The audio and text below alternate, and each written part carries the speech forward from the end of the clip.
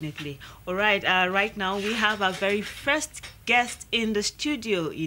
It's a person of, a chaplain, of course, in the U.S.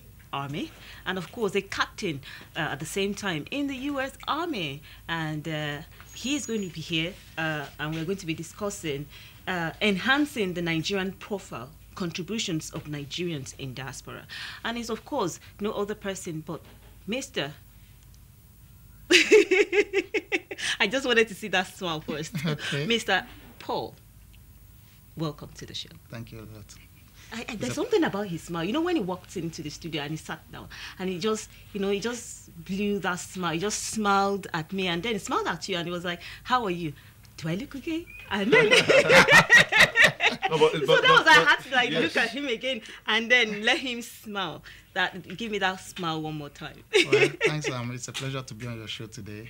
You're welcome. Pleasure it's, so it's, much. it's amazing because Of I know one of the things that you didn't mention is the fact that you're an author of over 20 books. Definitely. That's right. Which means that you're a prolific writer, a man who has so much within himself. And you're president of a ministry and also at the corporation as well. You're doing excellent work. And you are a Nigerian who is a chaplain in the United States Army. Now, this is amazing. What it tells us is the fact that there are Nigerians out there who are doing excellently well in flying our flags and showing the fact that the diaspora is not all about bad stories about some Nigerians involved in frauds here and there. Yes. How's your experience been so far with the other Nigerians like yourself? Has it been a tale of success? Has it been a tale of excellence as against a story of, negativity? Well, thanks for having me on your show. You see, the story about Nigeria is like two different houses. And people will always want to dwell on what they want to dwell on. There is a negative side, which is what you mentioned, the fraud and the crime and all that. But then there is a positive side whereby there are a lot of us out there that are doing great things that are on the positive side, making a positive impact in the societies where we are and also back home.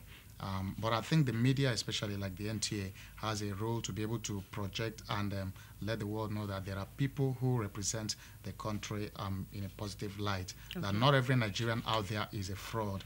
Not every Nigerian out there is a criminal or is a 419, because that is often the impression they give out there. So for me, by the grace of God, all that I've been in ministry even before I left the shores of the country. And when I traveled and had the opportunity to be able to serve in the Army, it's an opportunity and a privilege, and I bless God for that. There are a lot of us out there that are doing great things. I live in Texas, El Paso, Texas particularly, and in El Paso, Texas, the Nigerian community, actually across the U.S., the Nigerian community are the most educated of all the immigrants from across the world. Amazing. Yeah, because you have the Asians, other African countries, Europeans. If you put all the immigrants, the Nigerian immigrant community is the most educated. You'll see a lot of cases of both professionals and those in the art and those in whatever field they venture into. Even in the Army, we have a Nigerian who is a colonel in the U.S. Army. We have others who are, lieutenant colonel and other ranks, and most of them, a couple of us are chaplain. Most of the chaplain Catholic priests they have are Nigerians. So when you look at that, there are a lot of things on the positive side that we as Nigerians or Nigeria as a country has contributed in different parts of the world, especially in the U.S., for instance.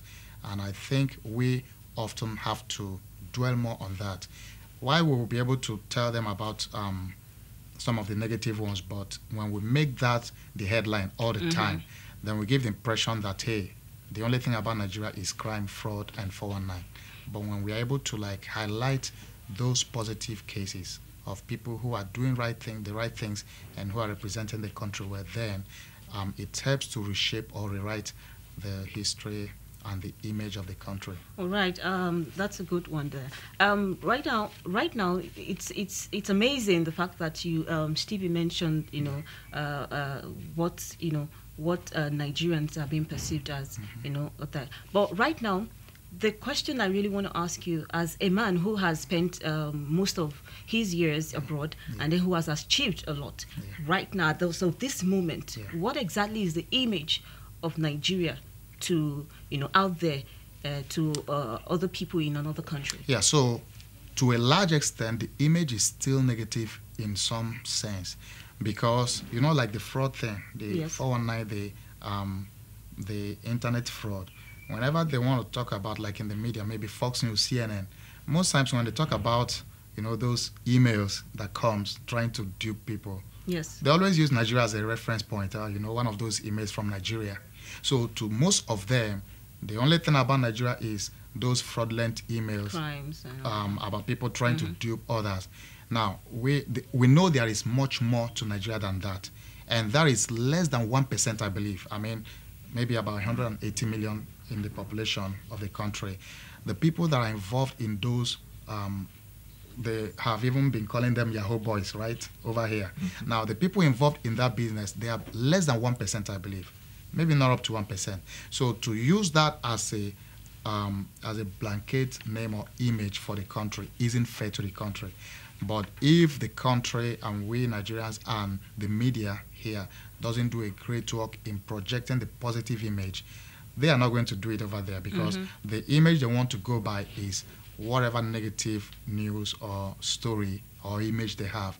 That's the one that will be amplified, Yeah, but that gives them an advantage a bit, because, I mean, you're looking at the Committee of Nations, diplomatic relations and international relations themselves have certain kinds of direction that they're looking at. And you're rightly to say that it is for us to project image we want to be identified by. So that will lead me to ask you, what are the Nigerians in the diaspora themselves doing to ensure that the narratives that is being projected of them is positive? Yeah, I think it starts by wherever we find ourselves, we're doing whatever we have to do to project the image from where we are. Like I, for instance, being in Texas, in El Paso, now, right where I am, I need to be able to project a positive image. When people interact with me on a one-on-one basis, the impression I leave of them gives them a general impression of Nigerians. So if, for instance, someone meets you and have a 5-minute interaction with you or 10 minutes, if you leave a positive impression on them, the impression they take away is that Nigerians are good people. If there is something that has to do with crime or fraud, and the 5-minute encounter they have with you have to do, or maybe you try to dupe them, they've not seen every other Nigerian, but the impression they have is that, hey, Nigerians dupe people, because they have a 5-minute interaction and the guy happened to be a Nigerian and he tried to, dupe them. So wherever we are, we have a responsibility as Nigerians on a one-on-one basis, wherever we find ourselves, to make that positive impact, either 5 minutes, 10 minutes, 1 hour. When you come in contact with people, try to make the right impression, try to project the right image, so that what they take away from that encounter with you have to be positive. Exactly. Yeah. Now, you're an author, and I know books are very important in documenting not just your experiences, but can also help to project the kinds of information you want to cut across. I know I have one here, the Persistent Works series, which is quite impressive because you've done quite a volume.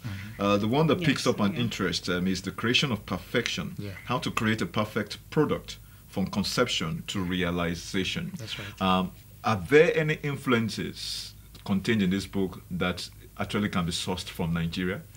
Well, I don't know about from Nigeria, but I would say from the scriptures, because that book actually was written based on Genesis 1. Okay. Because when God was creating the world, everything he created, the Bible said, and he said, let there be light, and there was light, and God saw it, and it was good. So we kept seeing that everything was good. At a point, he saw that it wasn't good, which is that man was alone. And it's not good that man is alone. So God had a rethink. He changed his strategy and made a woman.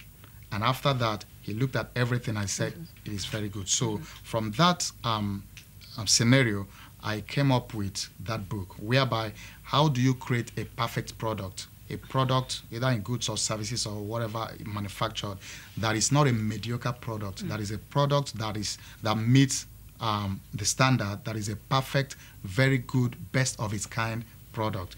And in doing that, I utilize the principles that God used when he created the world, and then he was able to assess what he created and came to the point where he said, no, something is not right here. And he went back to fix it, and then the end product being the very good or the perfect product. So the principles in that book is to, because sometimes we have maybe business ideas, ideas of product we want to invent or develop or manufacture, or something we want to create. We don't know how to go about it. So that book, using the principles from the scriptures, helps to give us direction as to how to go from the conception point where you develop that goal or that vision to the point of realization where you have the finished product. And not just having a finished product, but having a product that meets the standard, that exceeds the standard, that is a perfect product, best of its kind. So perfect in that context means best of its kind. So the book helps, desires to help people to teach them the principles so that when they get into something, when they produce a product, when they invent something, they can be able to look forward to the end product that is going to be best of its kind and that will excel wherever it goes. All right. Okay. Yes. Yes. I know that there is never enough time on the show. Okay. And then let me just ask this particular question in a way to wrap up this chat with you. What exactly, we know that Nigerians are doing excellently well all over the world, talking about the fact that, of course, we have a Nigerian as the secretary to Hillary Clinton, and so many things great things that Nigerians are doing out there. Then the question is, how can Nigerians living in diaspora be of help, or how can they also be part of a huge development that can happen here in Nigeria? Home. Okay, so that's an important question because most times when we Nigerians back over there, when we hear the news of what's going on here, sometimes it tends to discourage you and want to make you not to even come home. Definitely. In the area of the security, for instance, in the area of power. So those issues are things that if you just go by the news media or what you see in the social media, you will just say, you know what, forget it. But the thing is, we over there need to learn how to go beyond the news. Yes. Yeah, no matter whatever, things are not always as bad as they seem. And the media, the news and the social media will always amplify things, So what I want to encourage our people to do is to take a bold step to be able to look for a way to make positive contributions back home. Okay. Maybe investment, bringing businesses, bringing things that will be a blessing here. But the government here also has a huge role to play by creating the right atmosphere. Security, for instance, infrastructures, because I know the area of power is the area we've always struggled with for many years. If the government is able to take care of that, whereby it's easy for people to come and set up industries or to make investment without worrying about generating power, that itself will be an incentive for people to come and invest. The area of roads, I know there are some areas I've seen some improvement and positive improvement over the years. We need to keep building upon that. And when there's improvement in infrastructure, in power, and security, people wouldn't have to worry about, hey, if I come to set up a business, I'll be kidnapped or I'll be killed.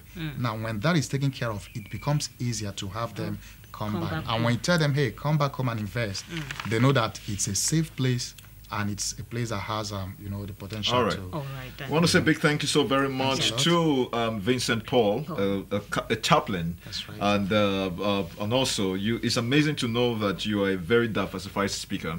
Going through your bio, it's just quite inspiring. I want to say a big thank you for joining us on Morning Ride, Nigeria's longest running TV program. We hope you'll have some other time to join us when it comes. And of course, there is an N in your in your name. What does it stand for? And that's Ndoma, meaning good life. All right, great one. Anyway, what do we have next? All right, coming next on the show is Entertainment Tidbit. Stay tuned. It's nice to have you join us on Entertainment Tidbit and Morning Ride. Award-winning Nigerian author Chimamanda Adichie has been awarded the prestigious Mary McCarthy Award for her work as a writer and social activist. She's the first Nigerian to receive the prestigious award